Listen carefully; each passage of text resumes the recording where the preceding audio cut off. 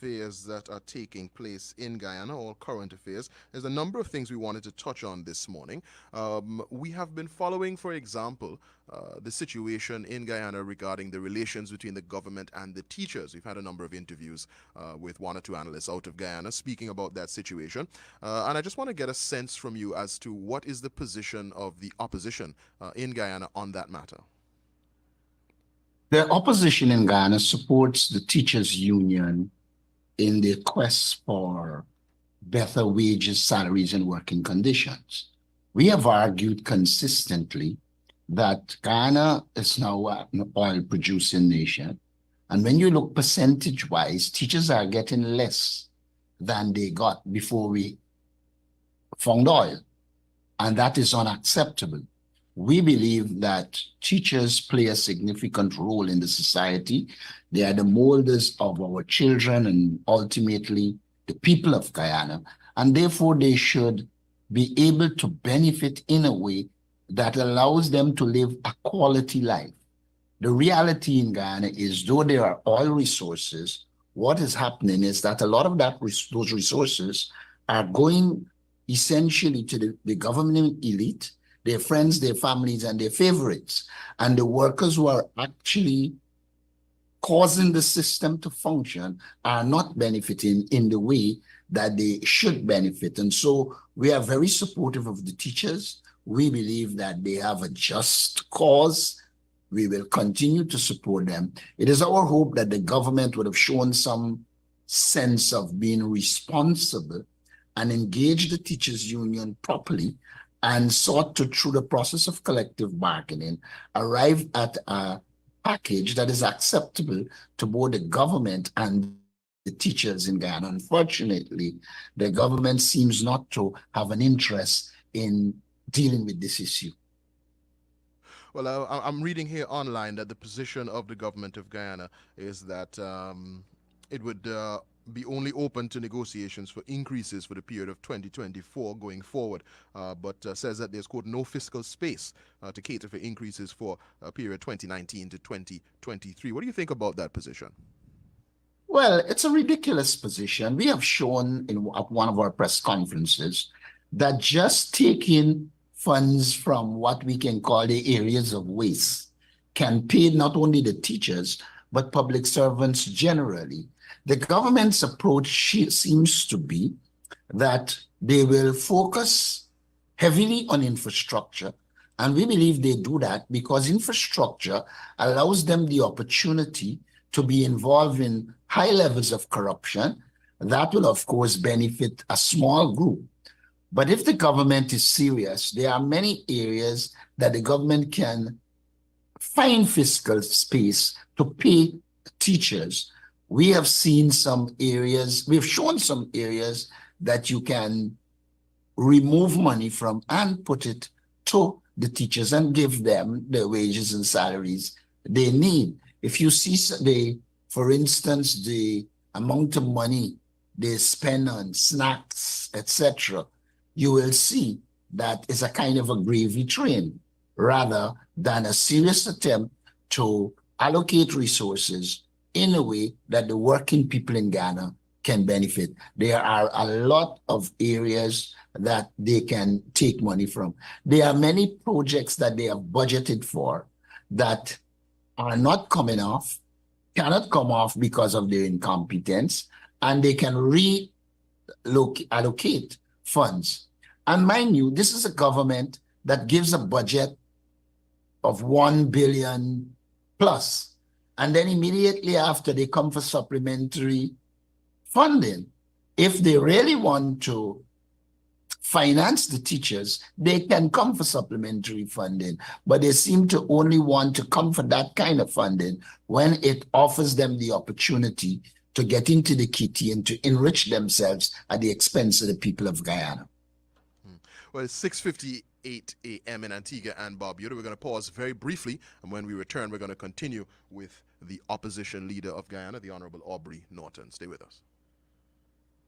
Ibis, where you go? Barbuda Carabana. When? Which weekend? Thursday, May 16th, 1:30 p.m. Opening parade and ceremony. 8 p.m. that same night, Mr. and Miss Teenage pageant. The 17th of May, 8:30 p.m. Carabana Cultural Swimwear pageant. Yes, swimwear, my dear. After party at Purple Haze Club. You see, Saturday the 18th of May, 10 a.m. until Carabana Beach Day, which includes the Johnny D'Souza Fishing Tournament and the All-Star Show. If you name any to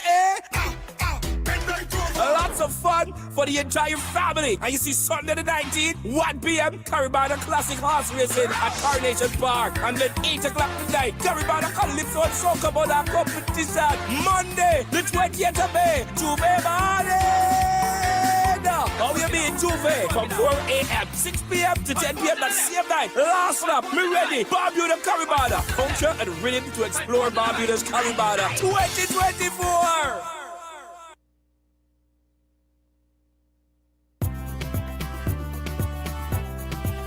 If you want children to behave, teach them. For them to walk in the right way, teach them. And the best way to lead is by example. Do it right, and they will follow you.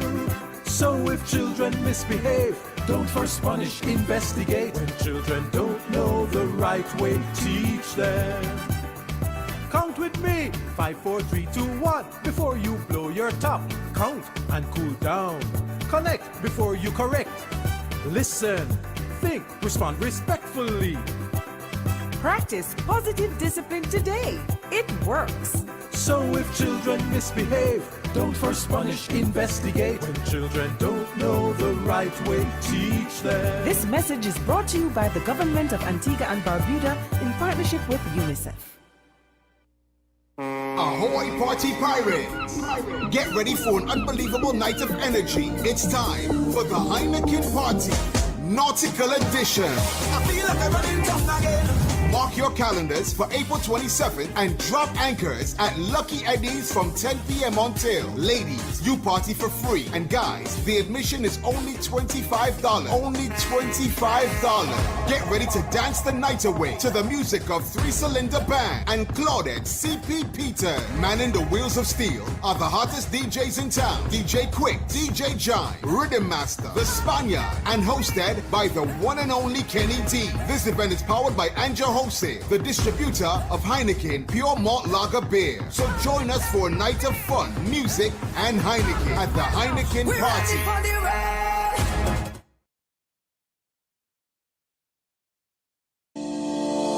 Are you ready to paint? Casada Paints and Supplies Inc. is the perfect place to start. We are the official distributors of Sherwin-Williams Paints. Sherwin-Williams, with over 150 years of innovation and experience, offers more than 1,500 paint colors to choose from. Our color palettes are handpicked by professional designers, making it easy to coordinate colors throughout your home or business. Visit us on the Utility Drive, Casada Gardens, or call 562-9450. All you have to do is visit or call Casada Paints. Get ready to ignite your senses in Antigua and Barbuda's Restaurant Week, the food and art experience kickoff celebration. Join us on Sunday, May 5th from 4 p.m. to 9 p.m. at the Dow's Hill Interpretation Center. Dive into an elevated food fair immersed with local art, tapas-style tastings from participating restaurants, specialty vendors, and our Eat Like a Local Village. Entrance fee is only 60 EC and includes a complimentary food passport, welcome cocktail, live entertainment, and so much more. A children's area is available, so bring the entire family. Get your tickets on the ticketing app or at the Antigua Barbuda Tourism Authority. Visit AntiguaBarbudaRestaurantWeek.com for more details. This hour is brought to you by West Indies Oil Company Limited. Check out West Indies Oil's new website at www.westindiesoil.com and follow us on Facebook and Instagram at West Indies Oil Company Limited.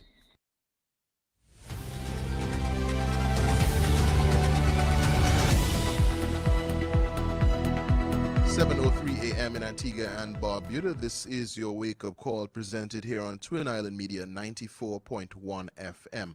My name is Kieran Murdoch. I'm going to be in your company this morning. Today is April 18th, 2024. It's a Thursday. The week is almost over, but we still have a little bit more to go. And our conversation continues with the leader of the opposition in Guyana, the Honorable Aubrey Norton. We spoke a bit about the relations between the government and the teachers in Guyana, something we've been following for quite a while. I want to switch gears now to talk about the situation between Guyana and Venezuela. There's been some movement very recently within the last 2 weeks, 3 weeks. I think actually I should say that there's continuous actions and incidents in this ongoing dispute between Guyana and Venezuela. Just taking a look at a Loop News story here from April 16th, says the United Nations Security Council has expressed concern about the possible escalation of tensions between Guyana and Venezuela as the two countries continue to claim ownership of the Essequibo region. The dispute over the region, which is approximately 160,000 square kilometers of densely forested land, that constitutes 2/3 of Guyana's territory and is home to roughly 125,000 of its 800,000 citizens, stretches back to the 19th century. So that's how far back the dispute goes. And we've covered this issue on this program and gone into the history of it. Mr. Norton, my question for you this morning is whether or not you think that the current actions being taken by Venezuela, and I'll just for our listeners' benefit, I'll say that they would have passed a piece of legislation in their parliament to essentially lay ownership, create a state in a part of Guyana, which is the Essequibo, which is the part that they are laying claim to. Do you see this action by Venezuela as something that's going to be continuous in terms of continuing to escalate the situation, or do you dismiss it as bluster? Well, I wouldn't dismiss it. What I would say is that historically, Venezuela has made a spurious claim to Guyana's territory, and Venezuela continues to be aggressive. It is the task of the Guyana government to ensure it develops a strategy to keep Venezuela at bay. We in the opposition support the government on this question of the Guyana-Venezuela territorial controversy because we do believe that the arbitral award of 1899 settled the issue. Our concern is that the government is into what I've been calling parachute diplomacy, rather than having a proper diplomatic effort to keep Venezuela at bay. The president seems to believe he can parachute into a country or into a meeting and get the support. Those who follow and know diplomacy, they would know that you have to, in a very structured way, engage diplomats all across the world, ensure that they are aware of your position, and continuously keep this issue of Venezuelan aggression on the front burner. Additionally, we had proposed that the government should establish a national border commission, which they refused to do.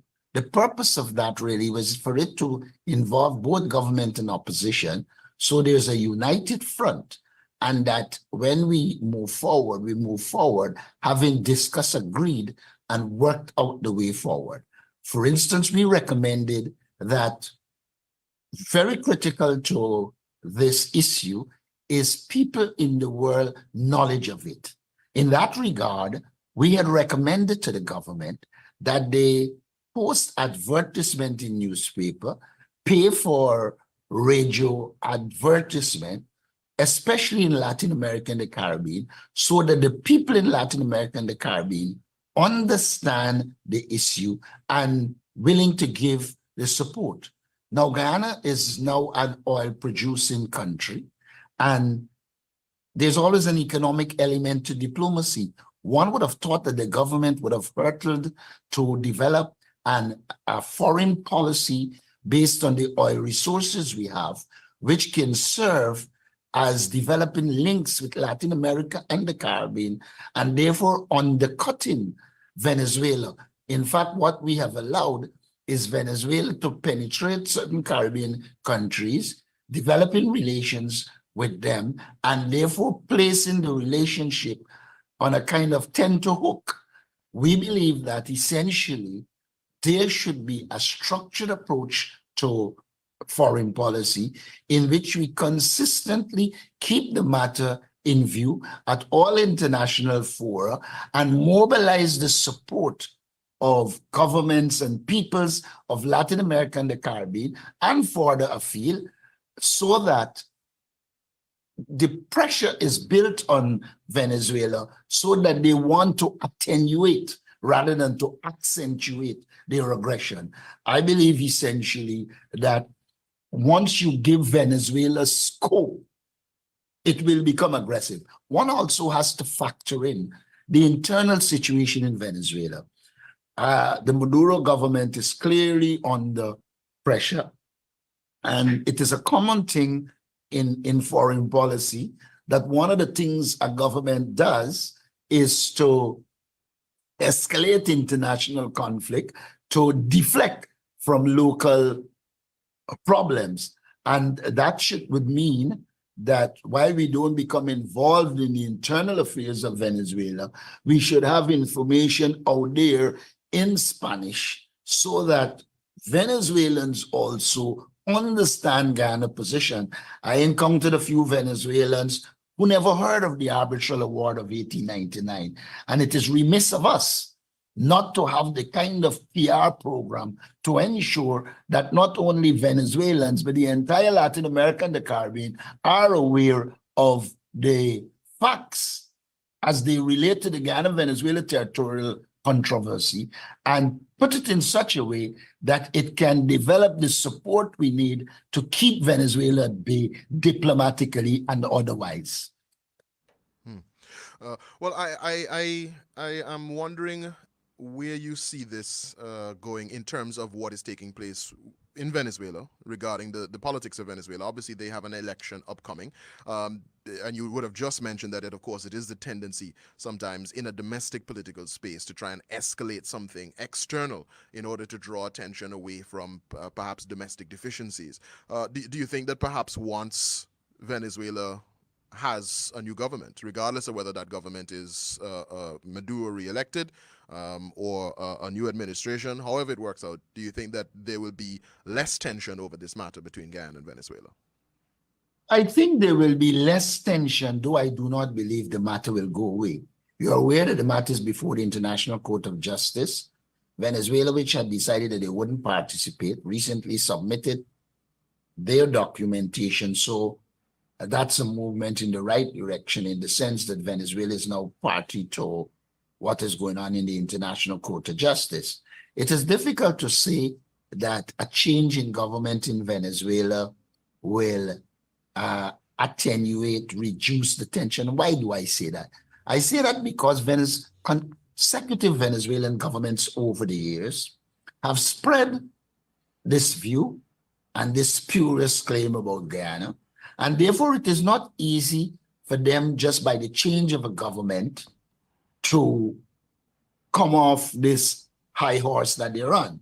It demands, like I said, work from us in terms of sensitizing the people of Venezuela and the people of Latin America and the Caribbean. It also demands that some amount of internal stability comes to Venezuela so that Venezuela doesn't see the need to use an external matter to mobilize international support. And then it is also dependent on how Guyana engage its allies in Latin America and the Caribbean and further afield, the United States, Cuba, etc. Because look, Venezuela is aggressive. We have borders with Brazil. Brazil is a critical nation in dealing with this issue. And one of the reasons that Brazil is critical is that there are many countries, I think 9 of them, that border Brazil. And therefore, from a natural geographical standpoint, Brazil cannot afford or will not want to afford territorial controversies because of the nature of the society. In that regard, therefore, I think we need to be doing much more with Brazil to ensure that Brazil continues to be a counterbalance while at the same time mobilizing international support, we don't have any control over the domestic politics of Venezuela. And therefore, I wouldn't venture there except to say we hope that it improves to the point where there is no need for Venezuela to use an external aggressive approach to achieve internal objectives. It's 7:13 a.m. in Antigua and Barbuda. We're speaking to the leader of the opposition in Guyana, the Honorable Aubrey Norton.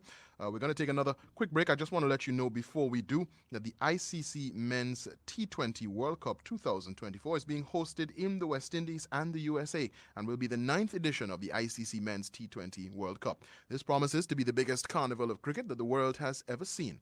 The Out of This World Trophy Tour is happening now on Ireland. The trophy makes its way through St. John's today and heads to the famous ARG starting at 4 p.m. Remember to look out for the bat and to look out as the trophy passes your way and join the party at ARG. This hour is brought to you by West Indies Oil Company Limited.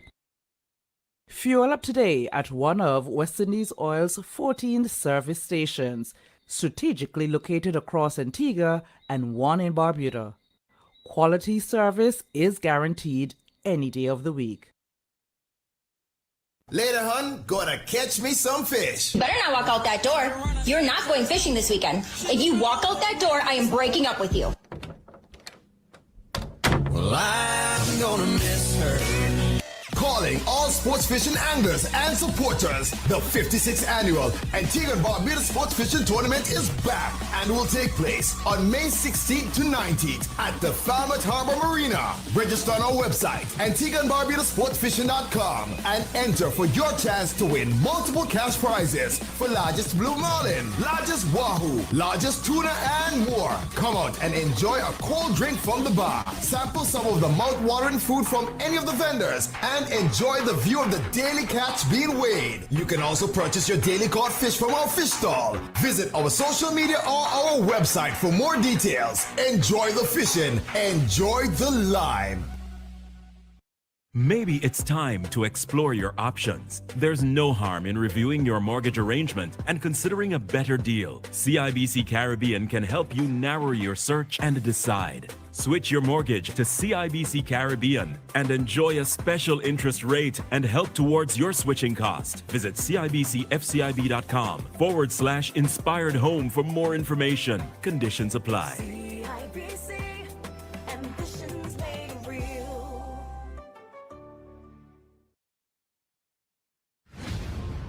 Did you hear that sonic boom? That's automotive art shaking the universe. Your mission, should you accept, is to enter the automotive art cosmos and enjoy the best limitless deals and best prices on the island. We're transcending to higher levels of customer service and bringing with us an explosive variety of tires, batteries, oils, paints, and accessories to new parts of the galaxy. But don't just take our word for it. Enter our stores on Old Param Road and see for yourself. Open Monday to Saturdays, 8 a.m. to 5 p.m. This segment is sponsored by Casada Paints and Supplies Incorporated, the official distributors of Sherwin-Williams Paints.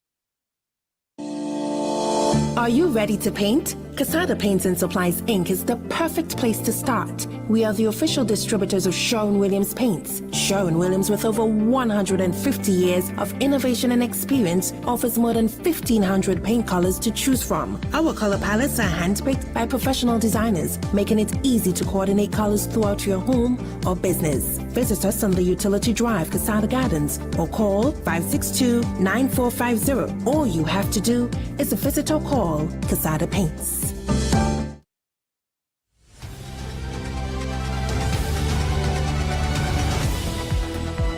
It is 7:17 a.m. in Antigua and Barbuda. This is your wake-up call, presented here on Twin Island Media 94.1 FM.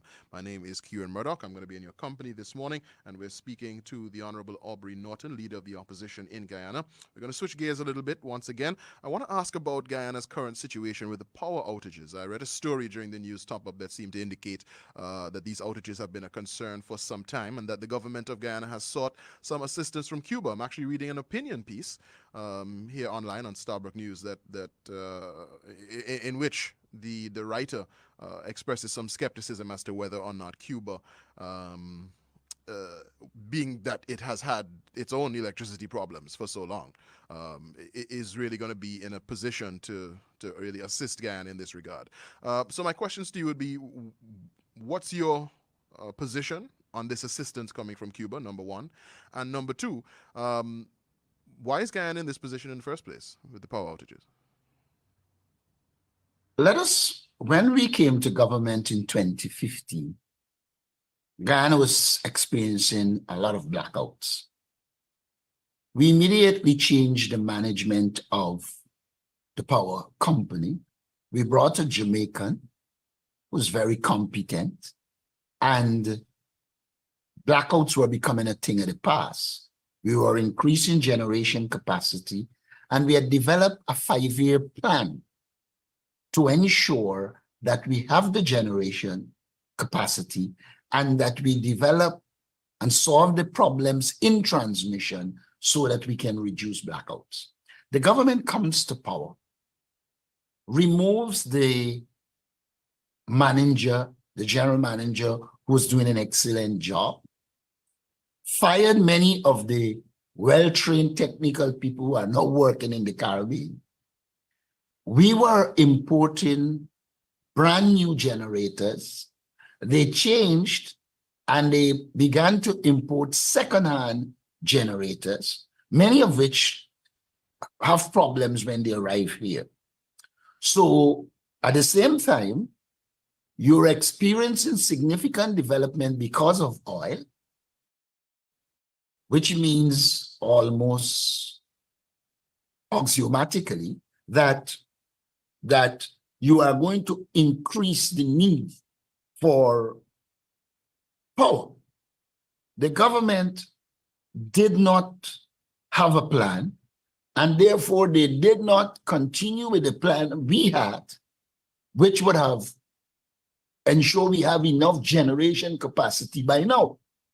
They having not continued the plan, not bring to Guyana new equipment, instead bringing old equipment, a lot of which are generating problems. They now find themselves where they're in a problem. One, their incompetence have led us here. Secondly, their politicizing of everything in this country would have generated that problem, because had they keep the staff with the technical competence, I gather the government is now trying to get some of them to come back from the Caribbean, having refused to give them the wages and salary they needed and fire some of them. So the government has created the conditions for the blackouts that would have occurred. Now, I would not focus very much on Cuba, because I think the government is desperate, and so they are seeking assistance from anywhere. I do not know of the technical competence of Cuba in these areas.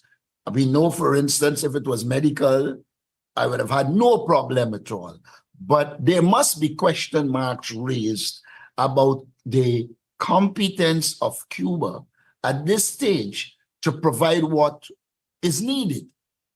And unless the government is prepared to have a proper plan, proper management, and depoliticize the activities, our power situation will not change. It's a manifestation also of the corruption in Guyana. I do not believe that they just changed from buying the new sets we were purchasing to bring in old used sets. It's just a question of money. It offers the opportunity for corruption. And this government, if you follow the international organization, is rated as one of the most corrupt governments in the world. And so a lot of what they do are not focused on the people of Guyana. I call them a transactionalist government. They are involved in transactions that will redound to their individual benefits rather than to the people of Guyana.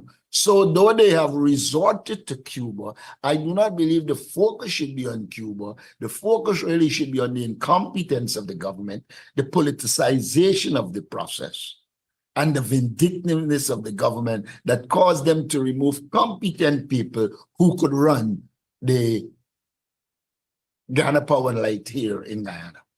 Well, let me ask you very quickly before we move off of this topic. Would you think that your party that was in power before should take any responsibility for this situation? I mean, from what I'm hearing, you're not necessarily saying that it was resolved. You're saying there was a plan in place, but you're not necessarily saying that it was resolved. Like, we put a stop to this issue of power outages while we were in power. Yes, when we were in power, up until the last days we were in power, blackouts were becoming a thing of the past. Look, you could not have solved all of it right away, because it's not just generation, it's also transmission, which we were dealing with.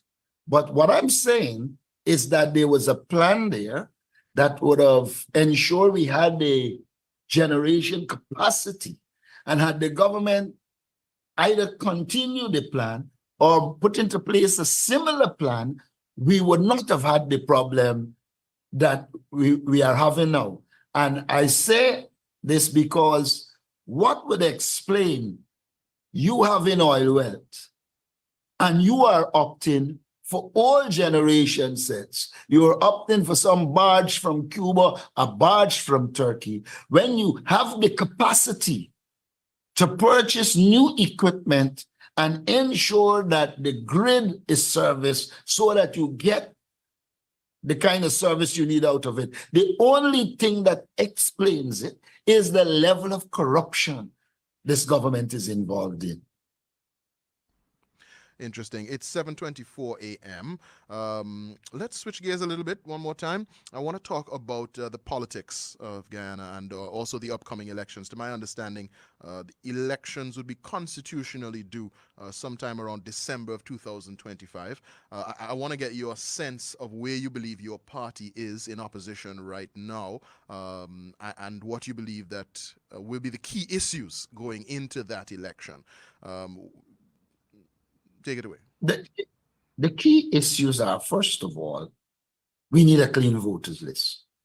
Guyana has a population of 750,000 people by the last estimates. The voters list at present is 708,000 persons.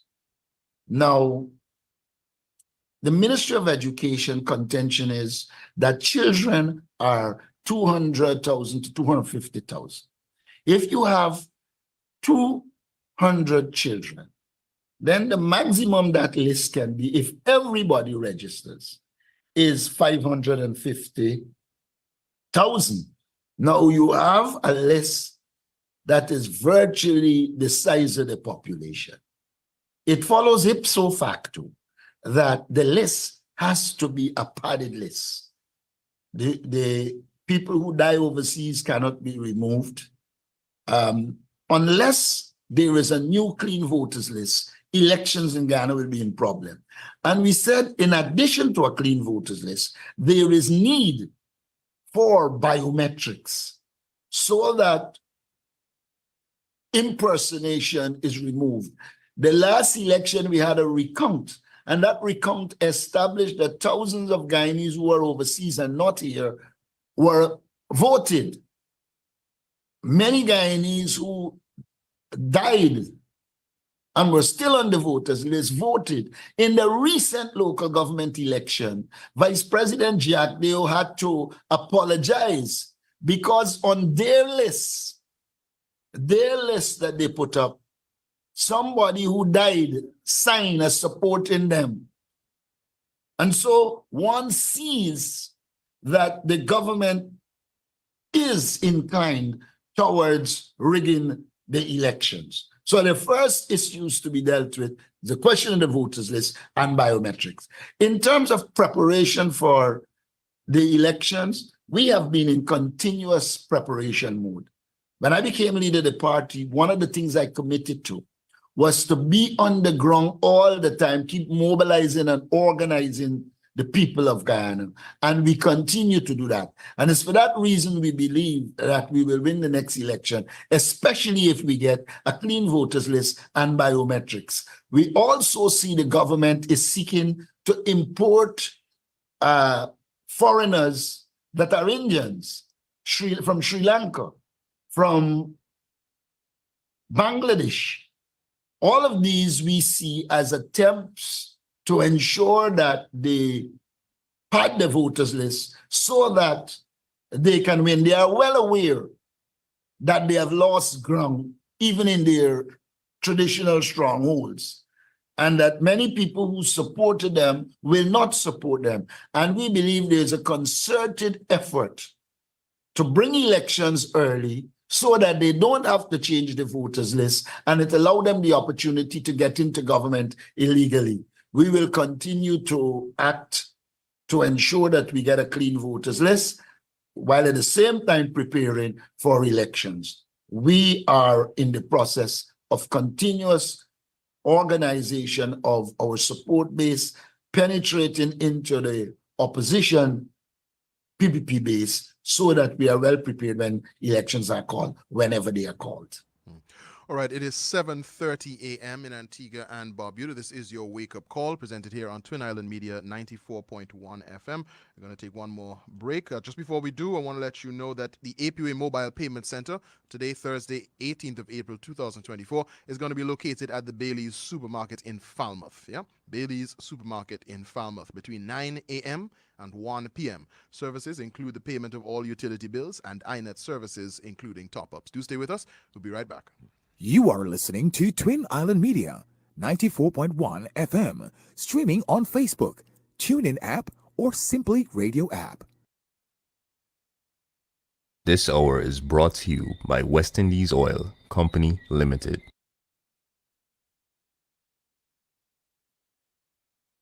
Check out West Indies Oil's new website at www.westindiesoil.com and follow us on Facebook and Instagram at West Indies Oil Company Limited.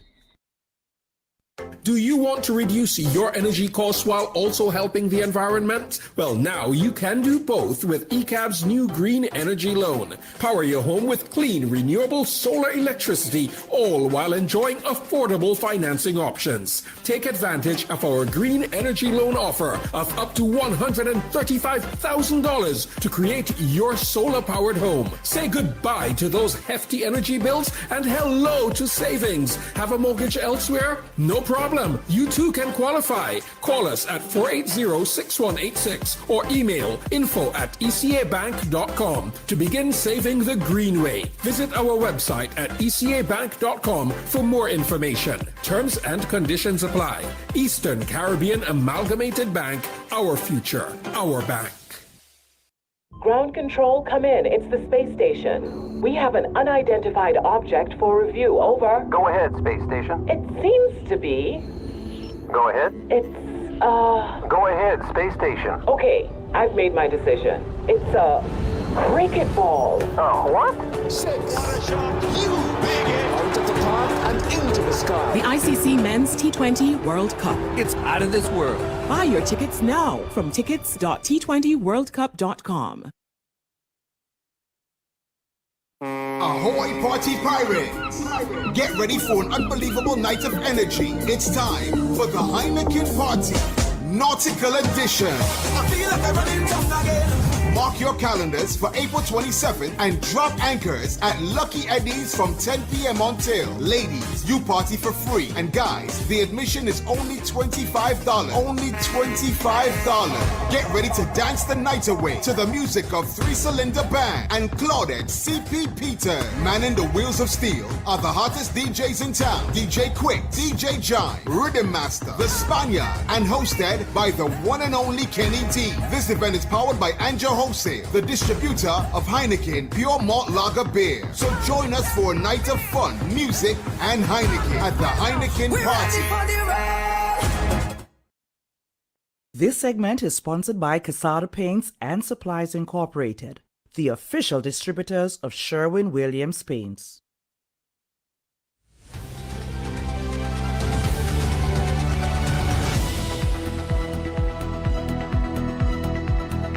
7:32 a.m. in Antigua and Barbuda. This is your wake-up call here on Twin Island Media 94.1 FM. My name is Kieran Murdoch, and our guest up until 7:45 is the Honorable Aubrey Norton, leader of the opposition in Guyana. Mr. Norton, when we just spoke about the electoral situation in Guyana, and of course the politics of Guyana leading into the next constitutionally due election, which is in December of 2025, you would have made a very strong statement there where you said that you believe that the current government of Guyana may be inclined to rig the elections. Those are the same sorts of statements that were made in the aftermath of the 2020 elections in Guyana, where the APNU AFC government was, heavily criticized for what was seen to be a number of fraudulent actions in regards to the election. I'm looking here. Bruce Golding, a former Prime Minister of Jamaica who was present during the election, stated he had, quote, never seen a more transparent attempt to alter the result of an election. Of course, David Granger was the president at the time. You would have replaced him as the leader of the People's National Congress reform. So I suppose the question I'm asking is that you're coming from a political coalition that has come out of office, many would say with this stain of a lack of transparency in elections. Do you believe that the people of Guyana are inclined to put their confidence in you again with that issue? I do think the people of Guyana are prepared to put their confidence in us. This present outfit is virtually a totally new outfit. We have been engaging the Guyanese people, talking with them, and as we move around the country, we are getting support. But let's assume all that you said is true. Then that is the reason why we should have a clean voters list and biometrics. Every observer at the last election lamented the need for a clean voters list because of what it portends. This government, when they lost in 2015, called for a clean voters list and biometrics. Once they are in government, they abandon that call. That creates conditions perpetuous to one believing that their intention is to rig the elections. And then when you see the actions they are taking in terms of not paying Guyanese workers, but then turning around to bring Bangladeshis and people from Sri Lanka, one sees clearly the direction that they are heading because they can afford to pay workers, refuse to pay them, and then we go in the direction. And then let us not forget, with all that was said by Golding before the recount, when the recount actually came, it established clearly that the People's Progressive Party was involved in illegalities. There were 49 boxes that had no supporting documents, just votes for the PPP. The Election Commission chairman said it wouldn't count. And then when the pressure came from external forces, she decided it will count. And so what you have seen really is that the present situation as it relates to the voters list and the electoral process in Guyana, they are teamed with potential for the non-acceptance of the results by any side.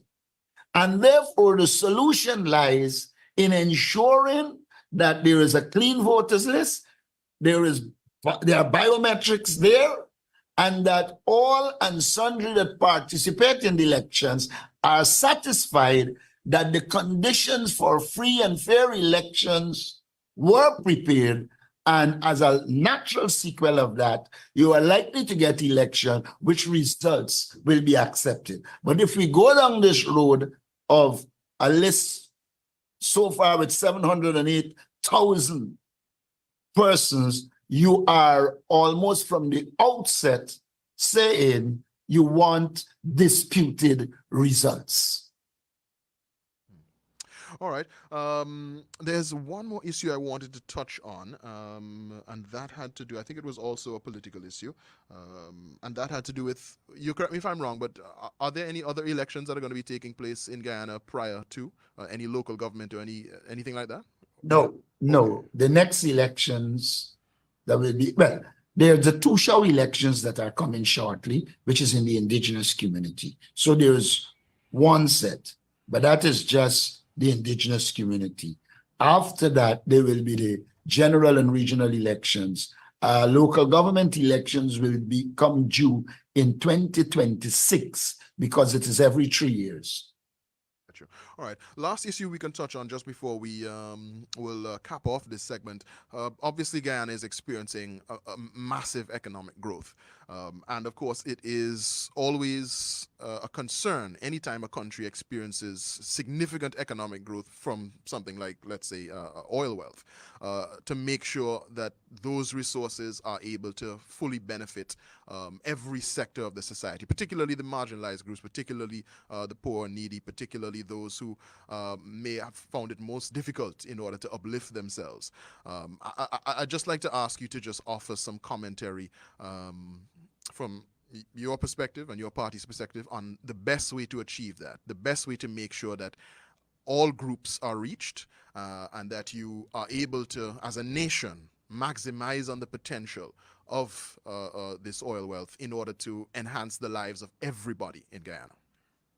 We have said that we will pursue what we call a people-centered development strategy. The fact of the matter is resources from oil are not meeting the people of Guyana. And therefore, there is need for an approach from an economic standpoint that allocates resources in a way that the people will benefit. There are a number of things we have identified that we can do to ensure the people of Guyana benefit. One, we can increase the assistance to bring new people into business and to help finance small businesses. We have said we are going to do what we call a rent-to-own program in which we build houses for the people of Guyana. They pay rent, and then when they cover the cost, they own that house, because a lot of people in Guyana cannot afford a mortgage. And so even though they might have land, they don't have the ability to build. We also believe that human resource development is the critical thing. And we intend to put a lot of resources into human resource development, including to the University of Guyana, to make it a quality, high quality institution that people in the Caribbean and further field would want to come. We also said that one of the ways we can remove the burden from the parents in schools is to establish a national schools transportation system, in which we had started some work under David Granger's president. So we have a system in which children are taken to school free of cost, because there are a lot of children with ability out there. The parents can't afford it, and so they never get to school. In the places like the Pomeroon River, very, very difficult. We intend to provide boats, etc., so that the children can go to school.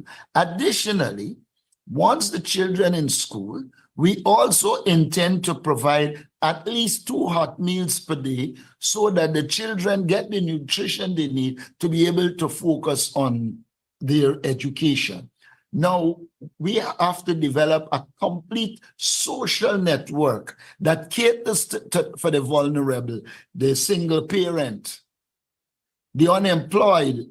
We have said that we'll develop what we call a 50-50 program, where we will seek to take 50,000 youths and pay them $50,000 as a stipend for them to go to school to get a trade so that they can become useful in the society. So we believe that it is the reallocation of resources in a way that promotes human development, promote social security, while at the same time advancing economic development. That is the kind of program we intend to use to reach the vulnerable, bring them in, and ensure every Guyanese can benefit.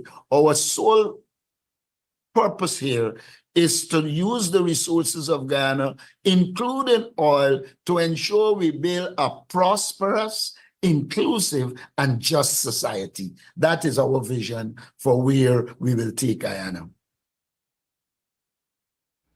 That has strange connotation. No, I know the mic is on. I know the mic is on. I'm having a little side studio in the conversation. Mr. Norton, do forgive us. We're having a little side conversation in the studio here. Yes, I take on board everything you just would have mentioned there in regards to the economic situation in Guyana. I want to thank you for joining us this morning. It's 7:43 a.m. Thanks for having me. Of course, and of course we look forward to our next engagement. And I like I've said to you before, I'm always disposed to engaging and meeting the press in any country. All right, it is 7:43 a.m. in Antigua and Barbuda, folks. We just had a conversation with the leader of the opposition in Guyana, the Honorable Aubrey Norton. We're going to pause for a cause, and when we return, we'll